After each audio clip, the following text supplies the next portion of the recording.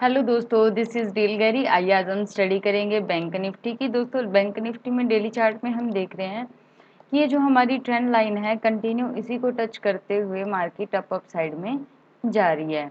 अब जो चीज़ बाहर निकल के आ रही है वो ये आ रही है कि मार्केट पिछले कुछ एक दिन से इसी जोन के पास कंसोलिडेट हो रही है और आज की हमारी जो कैंडल बनी है वो काफ़ी अच्छी एक रेड कैंडल बनी है। इसके पीछे हम लॉजिक्स फाइंड आउट करेंगे कि क्या क्या लॉजिक रहे हैं और आज हमारा सेटअप कहाँ कहाँ बन रहा था। अभी देखिए आज की हमारी जो क्लोजिंग हुई है वो हुई है 35,806 के ऊपर और जो अपना हाई लगा है और जो ओपनिंग हुई है वो ऑलमोस्ट सेम है। मींस आज पूरा दिन मार्केट डाउन में रही है। जो आज इसने अपना हाई लगाया था उसको इसने ब्रेक नहीं किया। अब आज जो इसका लो लगा है वो है 35,531 का। आपको पता है कि हमारा यहाँ पे एक स्ट्रॉन्ग जोन था जो कि यहाँ पे था अपना 35,700 का। आज उसको आज ये वाला स्ट्रॉन्ग जोन भी ब्रेक हुआ बट ये वन वे के अंदर ब्रेक हुआ, इसलिए हमें ज़्यादा अच्छे टारगेट नहीं मिले। इसी 35,700 से ऊपर अगर थोड़ा कंसोलिडेट होता फिर डाउन की तरफ ब्रेक करता तो हमें काफ़ी अच्छे टारगेट्स मिल जाते।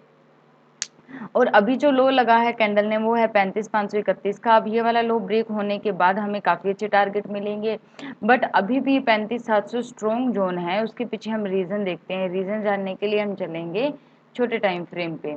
इसके लिए हम चलेंगे 5 मिनट के टाइम फ्रेम पे जिसमें हम आज का लॉजिक देखेंगे। उससे पहले हम 1 आवर टाइम फ्रेम पे देखते हैं कि यहाँ पे मार्केट किस तरीके से अपना जोन बनाए हुए। यहाँ पे देखिए कंटिन्यू कंसोलिडेट है। आज की कैंडल्स यहाँ पे हमें डाउन में शो हो रही हैं वरना यहाँ पे कंसोलिडेट है। अब हम चलते हैं 5 मिनट के टाइम फ्रेम पे। 5 मिनट के टाइम फ्रेम पे हम आज का जोन देखते हैं।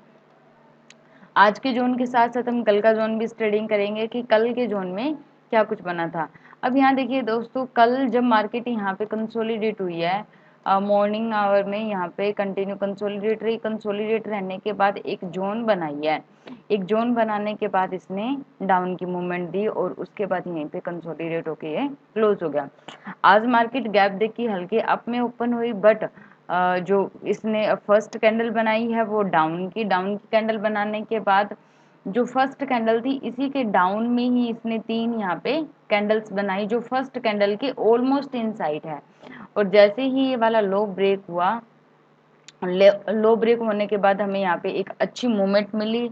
हमें लग रहा था कि 35,700 के पास आके रुकेगा क्योंकि 35,700 स्ट्रॉन्ग जोन है बट बायर्स एक्टिव नहीं हुए। बायर इस पॉइंट पे भी एक्टिव नहीं हुए, इसलिए यहाँ पे कंसोलिडेट नहीं हुआ। कंसोलिडेट होने के बाद फिर से गिरता तो हम जो जो हमारे टारगेट्स होते हैं वो हम ज़्यादा अच्छे से ले पाते हैं। मीन्स थोड़ा हम स्ट्रॉन्ग जोन से ले पाते हैं और ज़्यादा कॉन्फिडेंस भी आता है उससे।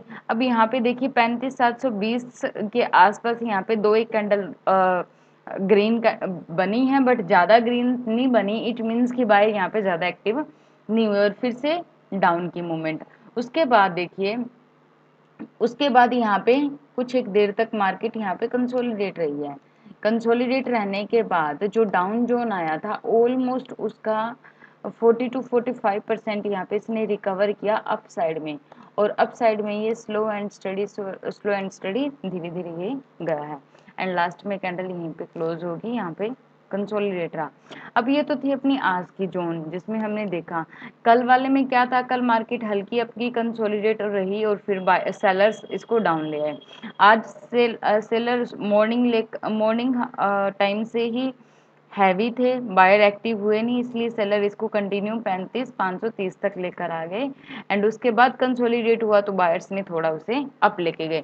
ये तो था अपना आज का जोन। अब हम देखते हैं कि कल के लिए हम किस तरीके से प्रिपेयर हो सकते हैं। उसके लिए हम चलते हैं 15 मिनट टाइम फ्रेम पे। 15 मिनट टाइम फ्रेम पे हम कुछ एक ट्रेंड लाइन्स ड्रॉ कर लेते हैं क्योंकि क्या क्या जोन बन रहा है वो चीज़ें हमें पता होनी चाहिए एंड कौन कौन से जोन ब्रेक होने के बाद हम एंट्री लेते हैं हमें ये भी अच्छे से पता होना चाहिए।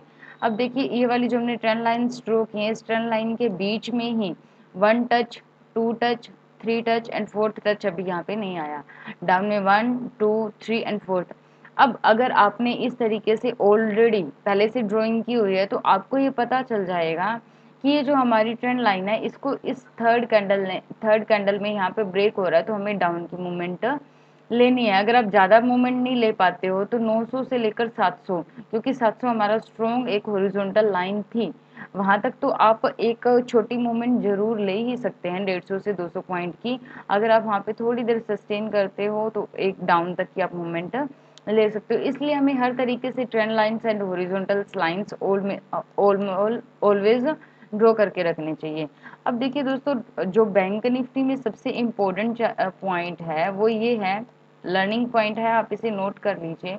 लर्निंग पॉइंट ये है कि जब भी मार्केट गैप देकर अप में ओपन होती है, डाउन में ओपन होती है, ऐसे में अगर आप बिगिनर हैं, आपको कुछ भी समझ नहीं आ रहा कि जब मार्केट गैप देकर अप में या डाउन में ओपन होती है तो हमें क्या करना चाहिए। अगर आपको वहीं पास में कोई एक स्ट्रॉन्ग ट्रेंड लाइन या एक स्ट्रॉन्ग हॉरिजॉन्टल लाइन आपको दिख रही है इस तरीके से कि ये स्ट्रॉन्ग हॉरिजॉन्टल लाइन है, ये ट्रेंड लाइन है, गैप देके ओपन हुआ और यहाँ पे थोड़ी देर सस्टेन कर गया और फिर ये ट्रेंड लाइन या हॉरिजॉन्टल लाइन ब्रेक करे, तो आप ऐसे में जरूर एंट्री लीजिए। अगर आपको इस तरीके से भी समझ नहीं आ रहा तो इसका एक सिंपल सोल्यूशन है कि कल जस्ट इमेजिन कि कल के लिए एक हॉरिजॉन्टल लाइन थी, आज मार्केट ने गैप देके यहाँ पे ओपनिंग की, तो ऐसे में अगर आपको कुछ भी समझ नहीं आ रहा तो आप वेट कीजिए, जिस तरफ भी निकलेगा, निकलने के बाद ये थोड़ी देर कंसोलिडेट करेगा। जैसे ही कंसोलिडेट करेगा तो आप वहाँ पे एक जोन बना लीजिए और फिर जैसे ही ये जोन डाउन में या अप साइड में ब्रेक होगी तो आप यहाँ पे एंट्री ले लीजिए। मीन टू से आपको अच्छे से समझ आ जाता है जब भी मार्केट गैप देके ओपन होती है तो आप एंट्री लीजिए, अगर नहीं समझ में आता तो आप वहाँ पे एंट्री मत लीजिए। अब आज के जोन में देखिए, यहाँ पे मार्केट अप साइड में गैप देके अप में ओपन हुई बट कैंडल इसने अपनी डाउन की बनाई, मीन्स रेड कैंडल बनाई। अगर आपने ऑलरेडी ये ट्रेंड लाइन ड्रॉ की हुई होती या आपने की थी, जैसा भी है आपकी वो स्टडी पे डिपेंड करता है, तो आपको पता चलेगा कि ये वाला एक स्ट्रॉन्ग जोन है क्योंकि यहाँ पे एक ट्रेंड लाइन ड्रॉ है और इसको ब्रेक होने के बाद मुझे डाउन की एंट्री लेनी है। तो इसीलिए हमें ऑलवेज पहले से स्टडी करके रखना बहुत ज़रूरी है। अब दोस्तों, कल के लिए अगर हम प्रिपेयर होने की बात करें तो कल के लिए ज़रूरी है कि अगर मार्केट 35,700 से लेकर 900 इसी जोन के बीच में अगर ओपन होती है और यहाँ पे थोड़ी देर मतलब 15 से 20 मिनट ये कंसोलिडेट रहती है। ध्यान से सुनिए, फर्स्ट पॉइंट हम यही डिस्कस कर रहे हैं। यहाँ पे फर्स्ट पॉइंट ये है कि मार्केट इसी के बीच में कंसोलिडेट रहती है, फिर ये अप साइड में निकलती है तो हमारा ये ही वाला टारगेट रहेगा। अब आपको यहाँ पे थोड़ा और अच्छे से और स्मार्टली वर्क करना है। जैसे यहाँ से अप निकलेगा आपको यहाँ पे मूवमेंट देखनी है कि यहाँ पे कंसोलिडेट कितना रहा है। अगर थोड़ा सा कंसोलिडेट रहा है तो आप अपना इसी ट्रेंड लाइन का छोटा टारगेट रखना। अगर कंसोलिडेशन काफ़ी लंबा है और फिर अप साइड में निकलता है तो आप अपना टारगेट लंबा रख सकते हैं। उसके बीच में आप यहाँ पे 36 230 या 230 का टारगेट फर्स्ट रख सकते हैं। लेकिन आपको ये ध्यान रखना है कि यहाँ पे ये एक ट्रैप जोन भी हो सकता है, आप इसमें फंसना नहीं है। इसीलिए मैं आपको बोल रही हूँ कि आपको यहाँ पे स्मार्ट पकड़ने की ज़रूरत है। अब हम सेकंड पॉइंट की बात करते हैं कि मार्केट अगर इसी जोन के बीच में ओपन होता है और अपना जो 35,530 है इसका लो ब्रेक होता है तो ये जो हमारी स्विंग है 35,320 का एंड उसके पास 3500 का, ये हमारे टारगेट्स डाउन के लिए निकल के आ जाएंगे। ये तो हमने तब दो कंडीशंस डिस्कस की हैं अगर मार्केट इसी जोन के बीच में ओपन होती है तो।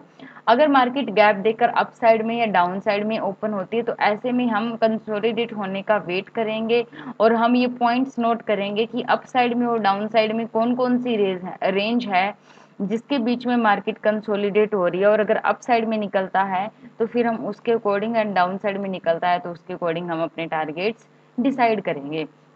अब दोस्तों, मैं आपको एक मोस्ट इम्पॉर्टेंट चीज़ और बता देती हूँ। हमने अभी भी बात की कि अगर मार्केट गैप देकर डाउन में या मार्केट गैप देकर अप में या डाउन में अगर ओपन होती है तो ऐसे में हमें कंसोलिडेट होने का वेट करना है। अब यहाँ पे जो एक नोट करने वाली बात है वो ये है कि हमें ये नोट करना है कि मार्केट जो कंसोलिडेट हो रही है उसके बीच का यहाँ का स्ट्राइक प्राइस क्या है। जस्ट इमेजिन कि यहाँ पे स्ट्राइक प्राइस है 35,350 का एंड अप साइड में यहाँ पे है 35,480। अब मार्केट अगर इसके बीच में ओपन हो रही है, इट मीन्स कि अगर इससे ऊपर निकलेगा तो 500 पे लगे हुए सारे एसएल वो ले लेगा। तो हमें बस एक बायर एंड सेलर के पॉइंट ऑफ व्यू से ये सोचना भी ज़रूरी है कि मार्केट जिस ज़ोन के बीच में यहाँ पे कंसोलिडेट हो रही है, वहाँ पे बायर्स एंड सेलर ने अपने एसएल क्या-क्या रखे होंगे और अगर वो एसएल ब्रेक होते हैं, तब हमारे टारगेट्स क्या-क्या निकल के आएँगे। आई होप सो आपको ये पॉइंट अच्छे से समझ आ गया होगा कि मार्केट किस ज़ोन में कंसोलिडेट होती है, वहाँ का स्ट्राइक प्राइस क्या है एंड अप या डाउन साइड में निकलता है तो कौन-कौन से ऐसे स्ट्राइक प्राइसेस जहाँ तक बायर्स या सेलर हमें उस पॉइंट तक लेके जा सकते हैं। कल एक्सपायरी है तो इसलिए आपको थोड़ा स्मार्टली वर्क करना है, अच्छे से समझने के बाद ही आपको ट्रेड लेनी है। So thank you so much दोस्तों, मिलते एक नए वीडियो के अंदर। God bless you, take care.